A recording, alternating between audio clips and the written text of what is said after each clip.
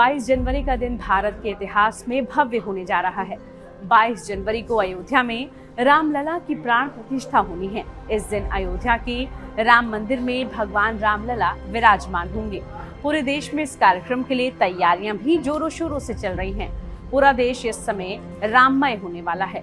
लोगों के मन में इस कार्यक्रम को लेकर काफी उत्साह है और जश्न का माहौल भी दिख रहा है। ऐसा ही माहौल धनबाद के करमाटड़ की रहने वाली सरस्वती के घर में भी है। सरस्वती देवी के घर में लोगों ने पिछले 30 सालों से उनकी आवाज नहीं सुनी है। घर के लोगों को अब ये भरोसा हो गया है कि वो अब बोलेंगी और वो सरस्वती देवी की आवाज सुन पाएंगे।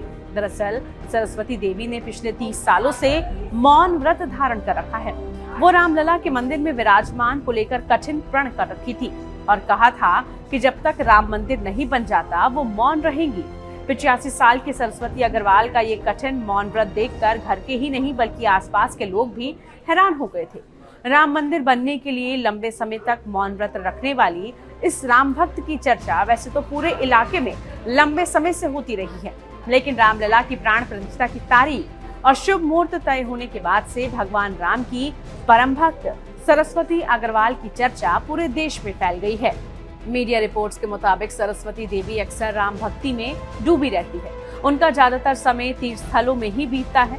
इस दौरान वो पूरे समय मौन व्रत धारण किए रहती है। अगर उनकी कोई जरूरत है या उन्हें परिवार के सदस्यों को कुछ कहना भी है तो वो लिखकर अपने मन की बात कह देती हैं।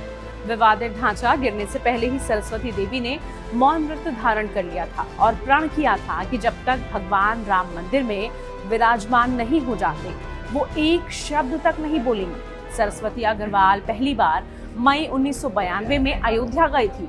तब उन्होंने कल्पवास रखा था। बस एक गिलास दूध पीकर उन्होंने 7.5 महीने गुजार दिए थे। इस दौरान वो रोजाना कामतानाथ पहाड़ की 14 किलोमीटर की परिक्रमा भी कर रही थी।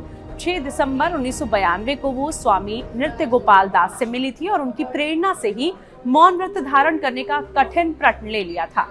ऐसे में परिवार के सदस्यों का कहना है कि अब हम सबको 22 जनवरी का इंतजार है, क्योंकि सरस्वती देवी ने बताया है कि इस दिन रामलला मंदिर में विराजमान होंगे तो वो भी अपना मौन व्रत तोड़ देंगी और मौन व्रत तोड़ने पर वो जो पहला शब्द बोलेंगी वो सीताराम सीताराम होगा।